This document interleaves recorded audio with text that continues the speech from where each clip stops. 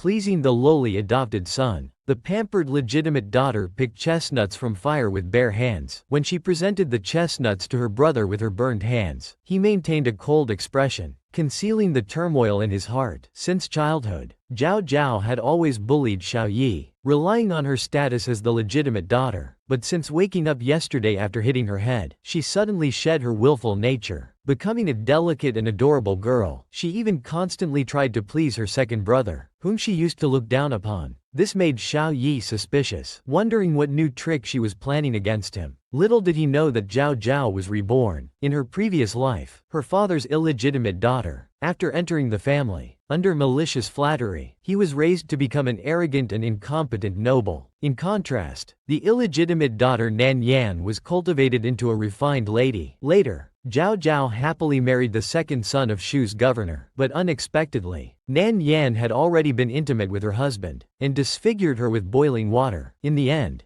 Zhao Zhao met a tragic fate of losing everything. By then, Xiao Yi had become a powerful figure with immense influence at court, so clinging to the future powerful figure became Zhao Zhao's most important task after rebirth. But just as she woke up, her cousin urgently pulled her out of the room. Today is when your father brings his concubine home. Hurry and teach them a lesson. Soon they arrived at the flower hall. The two little ones quietly hid behind the screen to observe. They saw the old madam heavily slam the white jade teacup on the flower table. Your wife hasn't been gone for 2 years, and you're already bringing in a concubine. Have you thought about Zhao Zhao? But Nan Guang showed no shame, instead praising how well Madame Lu had raised Nan Yan. As he finished speaking, Nan Yan stepped forward and respectfully greeted the old madam, paying respects to grandmother, wishing grandmother good health and fortune in everything. Meanwhile, behind the screen, Zhao Zhao's face turned pale. In this life, she absolutely couldn't let these venomous mother and daughter enter the family, so she decisively stepped out from behind the screen. She threw herself into the old madam's arms, surprising everyone. Then she bounced in front of Nan Yan, pretending to ask innocently, "Sister, did father buy you to perform opera for grandmother?" Being referred to as a lowly performer, Nan Yan gritted her teeth in anger. Nan Guang quickly clarified awkwardly, "Nan Yan is your Aunt Lu's daughter, also your sister." The little girl's eyes widened in shock. The next moment, she burst into tears and threw herself into the old madam's arms. "Grandmother, father doesn't want me anymore." While Nan Yan still wanted to convince the innocent daughter, the old madam harshly rebuked her. "Shut up. Can't you see Zhao Zhao is crying her heart out?" But Nan Guang left with a final word. "No matter what, I will marry Madame Lu next month." After saying this, he left directly with Nan Yan. That butcher Lu. The old madam held the little one in her arms with reddened eyes. "My poor Zhao Zhao, what will become of you?" This made Zhao Zhao's nose tingle with emotion. She remembered how in her previous life, she was manipulated to grow distant from grandmother, until she was locked in the city manor's firewood room. Seeing Nan Yan appear with white flowers, only then did she learn that her loving grandmother had passed away. Thinking of her past self, not only incompetent but truly unfilial. At this thought, she couldn't help but burst into loud sobs. After a while, she walked out of the flower hall in the drizzling rain. Unexpectedly, she bumped into a tall, straight figure. The maid told her that the second young master was punished by old madam to make 10 kites by hand. Her heart instantly panicked. The future powerful official making kites for her was simply too much. But this golden ticket not only needed to be secured, she wanted the whole manor to help secure it. So she immediately ordered the maid to prepare a bowl of hot ginger soup. She nervously held up a paper umbrella and approached the young man.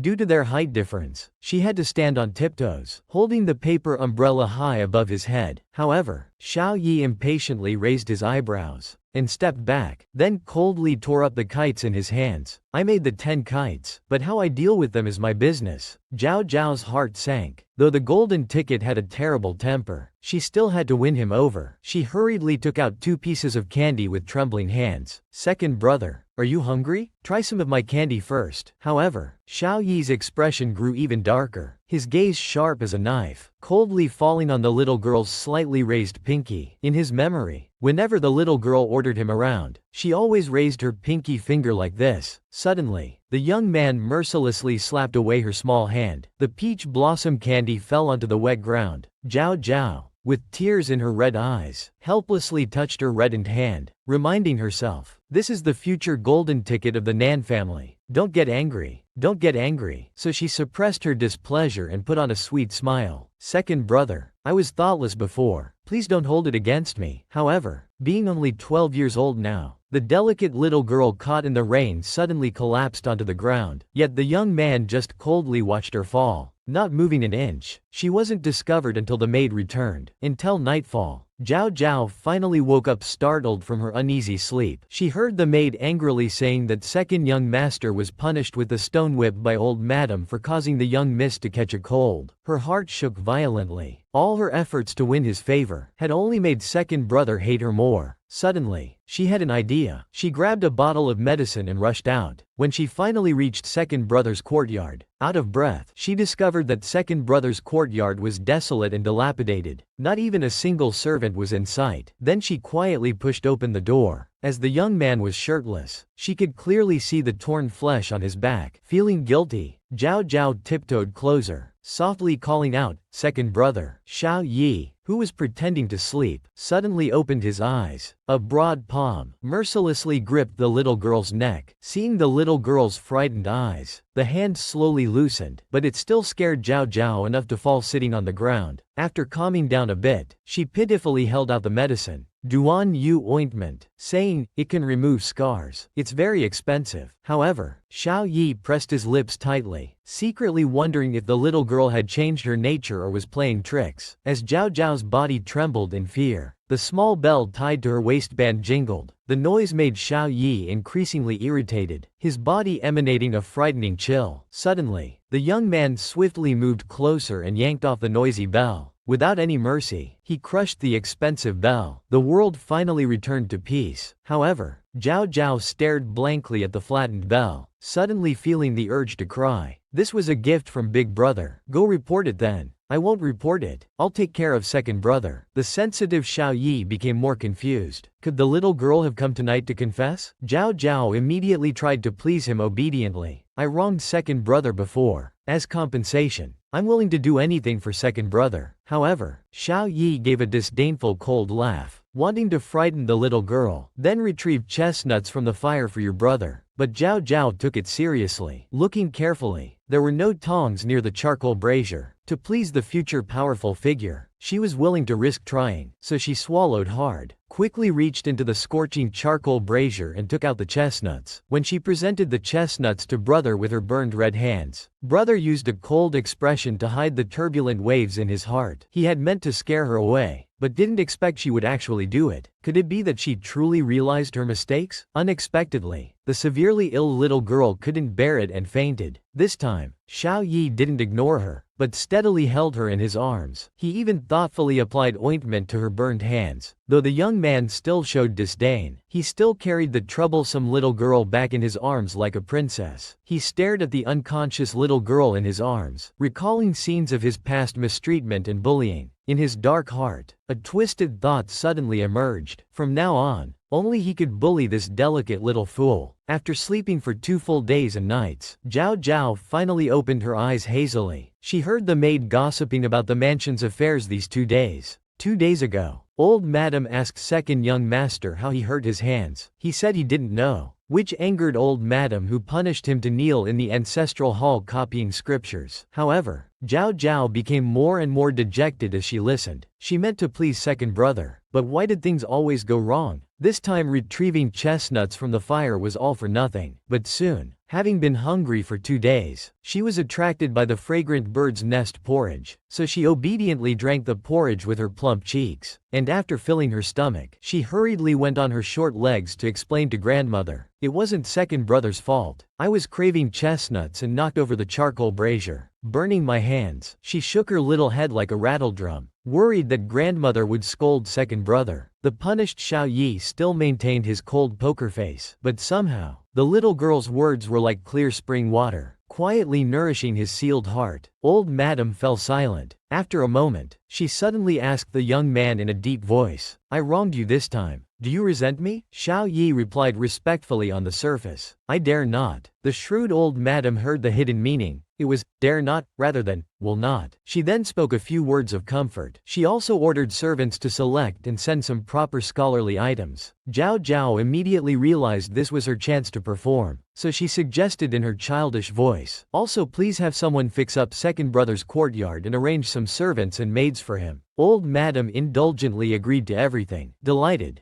Zhao Zhao immediately blinked her starry eyes, seeking credit from the future powerful official, but was met with his long-held disdain. Old Madam quietly observed the silent bickering between the siblings. She pondered how the Lan family had been merchants for generations but never produced a scholar. If Xiao Yi could obtain an official position in the future, he might become Zhao Zhao's support. Just then, concubine Lu sent gifts to Old Madam and Zhao Zhao, claiming they were handmade. It seemed Lu was trying to wear down Old Madam's resistance to officially enter the family, although Old Madam furiously drove away both the visitors and their gifts today. What about the future? How could they fundamentally prevent Lu from entering the family? On the way back, Zhao Zhao was lost in thought, but even after racking her little brain, she still had no ideas. She didn't notice at all that someone following behind was already fuming at her indifference. Therefore, when Zhao Zhao suddenly turned around and gave someone a sweet smile, Xiao Yi arrogantly kept a straight face and walked past the little girl. But Zhao Zhao wasn't discouraged and grabbed second brother's clothes. "Clever second brother, help me think of an idea. I'll have the kitchen make you chicken soup and roast duck." However, Xiao Yi stopped. He lowered his eyes and squinted disdainfully, thinking this little girl's nature wasn't bad, just a bit foolish. Rather than letting others bully her, it would be better if he was the only one to bully her. So the young man casually reminded her where the root of external matters lay. Though Zhao Zhao wasn't well read, she wasn't stupid and immediately understood. Soon, a little girl about 10 years old appeared at the largest opera house. The manager, seeing her youth, was about to brush her off casually, but unexpectedly, Zhao Zhao calmly asked back, "I want to buy Lu Xiaomeng's contract. Can the manager make this decision?" After speaking, she generously tossed a considerable reward to the manager. Though delicate, little Miss Zhao Zhao was unlike other inexperienced young ladies, showing boldness beyond her years. Soon, she met the real owner behind the opera house as wished. Unexpectedly, it was a charming woman in casual dress. Though slightly tipsy, her speech was clear. Seeing how clever the fifth miss of the Nan family was, she quoted 50,000 taels for Lu's contract. Today's number almost made Zhao Zhao jump in shock. Though she wanted to buy peace with money, she didn't want to be treated like a lamb for slaughter, especially by such an evil merchant. This place actually raised many beautiful girls, waiting for them to gain status through their children and become concubines in wealthy families, then use their contracts to extort high ransoms from their masters. She was gambling now, betting that the other party would pay 10,000 taels for the contract to keep her quiet. When the other party readily agreed, she regretted not bargaining for more. Nevertheless, she knew the rules of business. After setting the payment date, she left. The little girl's first act after rebirth was surprisingly to rely on the brother she disliked, only because she wanted to use her brother's future power as the imperial tutor to escape the tragic fate of family destruction from her previous life. Unexpectedly, the brother who had bullied her for years was actually hiding. A deep madness. He just loved scaring the little girl until she cried loudly, anxious enough to say anything. At just 12 years old, she promised to be filial to her brother and mourn for him. Seeing the little girl sad, he felt heartache and wanted to give her the whole world. Hearing she was bullied by others made his teeth itch with anger. How could he allow others to bully someone he bullied? So Xiao Yi casually hinted at where the concubine's root lay, and in return,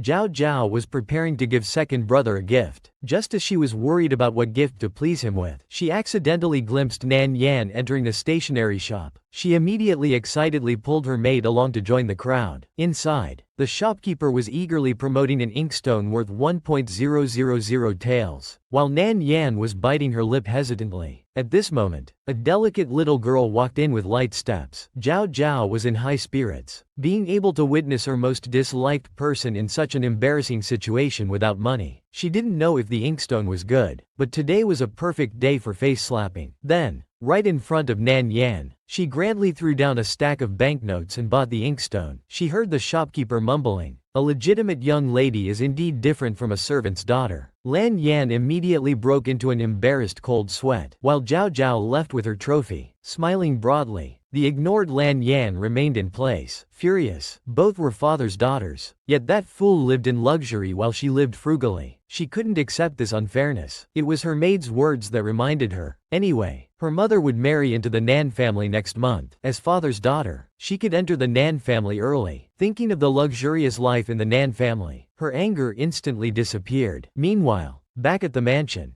Zhao Zhao was full of worries. After selling all the jewelry from her worthless father, she only had 2,000 taels left. Not enough for Lu's 10,000 tael contract, but the remaining jewelry was either brought from far away by Big Brother, or birthday gifts from second aunt, or what grandmother had picked from her dowry to give her. None of these could be sold. Suddenly, she had a flash of inspiration. She thought of the cunning future imperial tutor. Even though he's down and out now, second brother must have secretly saved quite a bit of private money. So she quickly grabbed the inkstone and eagerly rushed to second brother's courtyard. Blinking her crafty eyes, she sweetly called out, "Second brother." However, Xiao Yi, who had already noticed her, coldly stared at his book, pretending not to hear. The young man still wanted to pretend nothing was happening, but Zhao Zhao presented the gift with both hands like a treasure, clearly up to no good. This made Xiao Yi suspect that if he didn't give in, she might cause trouble, so he continued to maintain his indifferent appearance. Letting her unwrap the gift, she casually laid out the 4 treasures of study, and personally ground ink in the inkstone, saying, "Second brother's writing is so elegant. If sister could get second brother's calligraphy, she would surely frame it and hang it by her bed." Xiao Yi knew in his heart she must be plotting something to be so flattering, but he still decided to go along with her wishes. He picked up the brush and wrote on the paper. Zhao Zhao immediately beamed with joy, tentatively asking if the inkstone was good. He replied with a faint smile, "It's passable." She became even more proud, boldly boasting that she spent 10,000 taels. The young man's hand paused briefly while washing. He thought it was worth at most 1,000 taels. Unexpectedly, Zhao Zhao shamelessly asked for repayment, saying it was just 10,000 taels. Xiao Yi's expression suddenly changed, so she was trying to extort money from him. The young man simply refused to take the inkstone, but Zhao Zhao wouldn't have it. Second brother had already used the inkstone, so she'd give a discount 6,000 taels, for good fortune. Seeing Xiao Yi return to his cold expression, she panicked. If not that, then 5,000 for 5 blessings, 4,000 for 4 seasons prosperity, 3,000 for triple harmony, 2,000 for mutual benefit, or at least 1,000 for smooth sailing. Seeing her desperation, the young man felt a mischievous pleasure, his lips curling slightly upward. Zhao Zhao used her last resort, acting pitiful, with teary eyes, explaining she needed money to buy Lu's contract. Suddenly she hugged his leg, wailing dramatically, "Second brother, I'll be filial to you in the future, whether in mourning or regular worship days." Xiao Yi's heart twinged at her crying, and his mood grew irritated. He lightly tapped her head with his book. "Lu's contract will be delivered to you. With the future imperial tutor's sponsorship, the troublesome matter was easily resolved."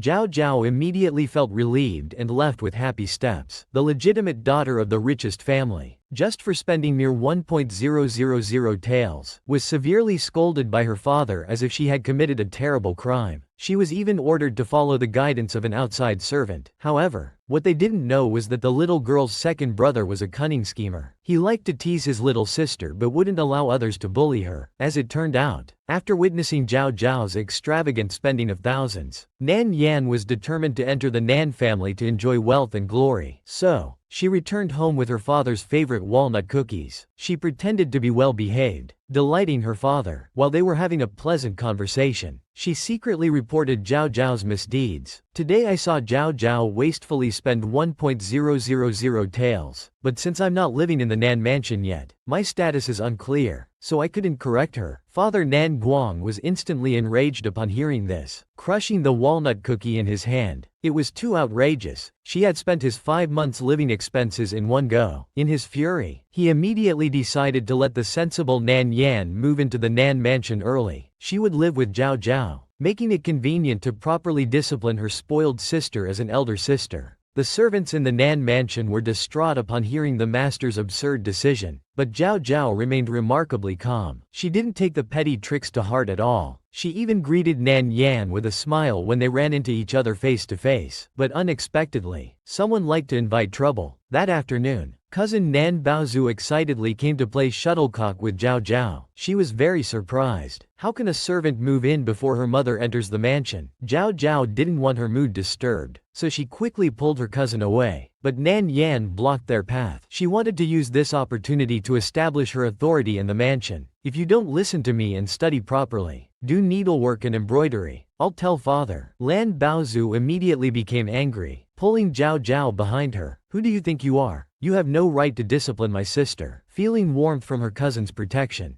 Zhao Zhao chimed in. But I don't want to study. Are you going to hit me with a ruler? The more the two sisters caused trouble, the more pleased Nan Yan became. She thought once she won the old madam's favor, she could also spend thousands of taels like Zhao Zhao. But unexpectedly, Zhao Zhao approached her with a smile, suggesting they go to the old madam together to settle things. Just as her small hand barely touched Nan Yan's hand, she suddenly stumbled, as if someone had deliberately pushed her, and fell to the ground. Tears immediately fell as she cried, "Sister, why did you push me?" Lan Baozu instantly understood and secretly gave a thumbs up. Before Nan Yan could react, she immediately rushed forward in distress. Following Zhao Zhao's lead, she wailed, "Oh, my poor cousin." The two sisters hugged and cried together. Their cries were heart-wrenching and pitiful. The surrounding servants began gossiping, and Nan Yan was so shocked her eyes nearly popped out. She quickly signaled her servant to find her father for support. Soon the matter reached the old madam. Even though Nan Yan repeatedly clarified she hadn't touched anyone, it was useless. The two clever sisters had joined forces against her. The innocent-looking cousin, as the only witness, strongly testified that Nan Yan had pushed Zhao Zhao.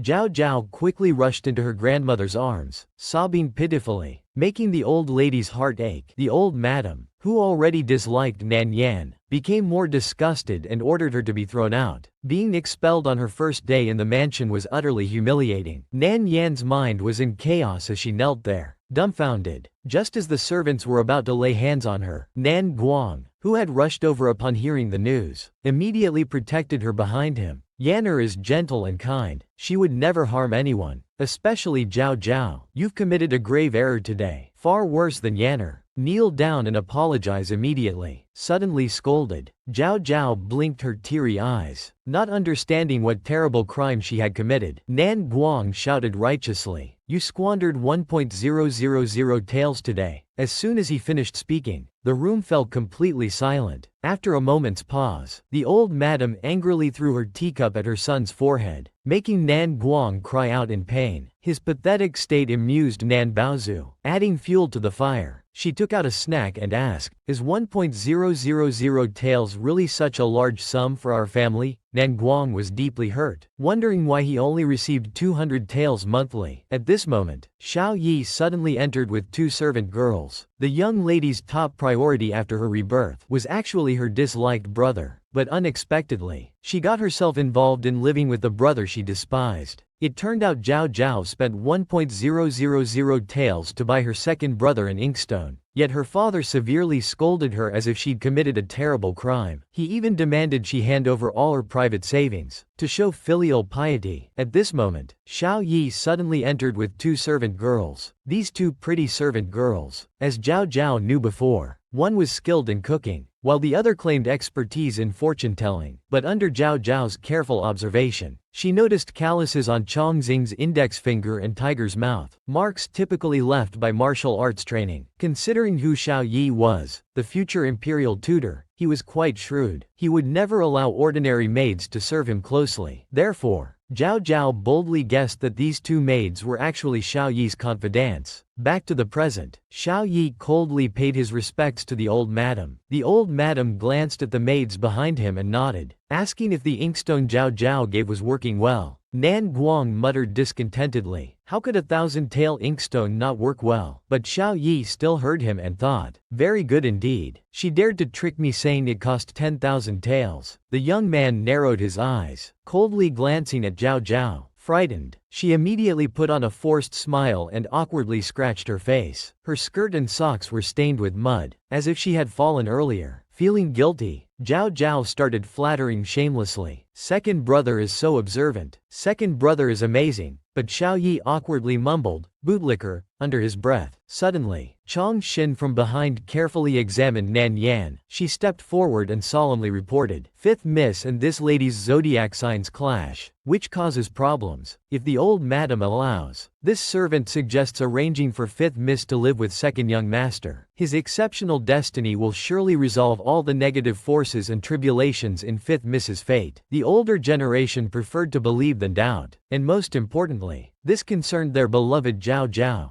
After pondering for a moment, the old madam immediately decided that Zhao Zhao and Xiao Yi would move to Zhaowen Garden together. Nan Guang became anxious, resenting how the lowly Yongzi received 1,000-tael inkstone, and now she could move into the most luxurious courtyard in the mansion. It was said that the Nan family had spent a fortune building it to receive the emperor during his inspection tour. Zhao Zhao was stunned. Something felt off, but she couldn't quite put her finger on it. How did she suddenly end up living with this powerful official? Nan Yan was even more speechless, wondering what she had done to deserve this. Only Xiao Yi seemed satisfied as he played with his teacup. After hearing Yu Wei's complete report of the situation, the young man raised his eyebrows in displeasure, with a cold smile at the corner of his lips. Miss Lan Yan. She must have privately invited the lowly Yongzi. Lan Yan didn't take it seriously at all, responding with just a disdainful smile. The clever old madam immediately understood the meaning behind Xiao Yi's words. "In that case, we shouldn't interfere with your frugal lifestyle. Give orders that from now on, serve her plain food and tea. Simple clothes and hairpins will suffice, for the sake of wealth and status." She entered the Nan mansion only to live worse than before. Nan Yan's face turned green with anger, while Zhao Zhao and her cousin laughed until their cheeks hurt. The young lady who died tragically in her previous life became everyone's favorite after her rebirth. When bullied by the outside maid, she had her loving grandmother to support her. Even her disliked brother came to defend her. But the outside maid Nan Yan was only interested in wealth and status. Seeing Zhao Zhao's 200-piece dowry left by her mother, she became extremely envious. If she could snatch half of the dowry, she wouldn't worry about marrying into a noble family. So she wiped her tears, promising to be good sisters with Zhao Zhao and share all fortune together. Zhao Zhao laughed, thinking this hypocritical sister only wanted the fortune. She casually picked up a jade pendant. It was translucent green, finely crafted, obviously valuable. Nan Yan mistakenly thought it was for her, and became ecstatic, her eyes nearly popping out. However, Zhao Zhao suddenly pulled a mischievous smile. She carelessly threw it far away. Lan Yan rushed forward but was too late, and so, she watched helplessly as the fine jade shattered into pieces.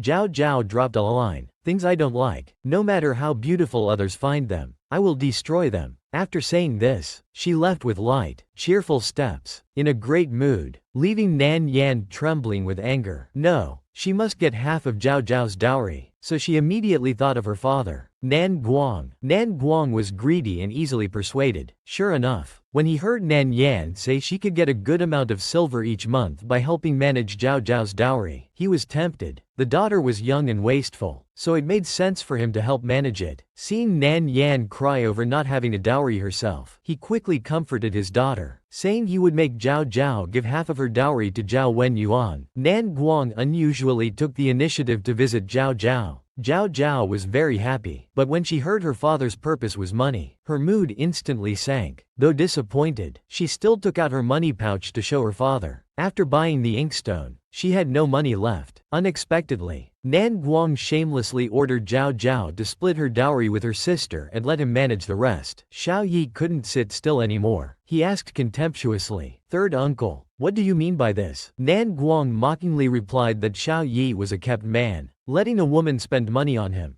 Zhao Zhao's heart jumped in shock. Oh my, this was the future imperial tutor. Was her father trying to get them all killed? So she quickly pulled her father aside. Father always thought of Nan Yan's interests. Listening to her manipulations, they planned to take away every bit of the dowry her mother left her. But what father didn't know was that in her previous life, after Nan Fu's downfall, all the money was taken by the mother and daughter, and he was sold by his wife. Before going insane, her penniless father had given her stolen money, saying it was to buy her favorite childhood candy from Shi Jinji. After her rebirth, Zhao Zhao knew well that crying children get candy, so she lowered her little head, tears falling one by one. "Father, you love sister. Don't you love me anymore? When I was little, you often bought me candy from Shi Jinji, but after mother left, you only accompanied sister. She cried more and more sadly, as if trying to cry out all the grievances from both lives. Nan Guang was stunned. The little pink bundle in his memories had grown up. He comforted his daughter with a shameful tone. Father was wrong. Let me go buy you candy from Shi Jinji, okay? After father left, Zhao Zhao wiped the tears from her face. Only then did she notice Xiao Yi was still there. Second brother, don't you know to give privacy when father and daughter are talking? Xiao Yi rested his chin on one hand, as if having watched a good show. The arrogant little girl, even after changing her ways to start anew. I didn't expect she'd become such a crybaby. Suddenly Zhao Zhao threw herself into the young man's arms, her fair and delicate face still bearing tears. Isn't this little crybaby adorable? Xiao Yi immediately stiffened. Adorable? You look absolutely ugly. The little girl discovered. The brother who used to be indifferent would now comfort her and buy her favorite Shi Jin candy. He even freely gave her father's contract of servitude from his previous life, and would even hold her when she was sad. Yet he still loved to make fun of her. Just when they moved to Zhao Wen Yuan, Xiao Yi was casually leaning against the wall, as if waiting for someone. The young man was fair and handsome, yet emanated an unapproachable aura.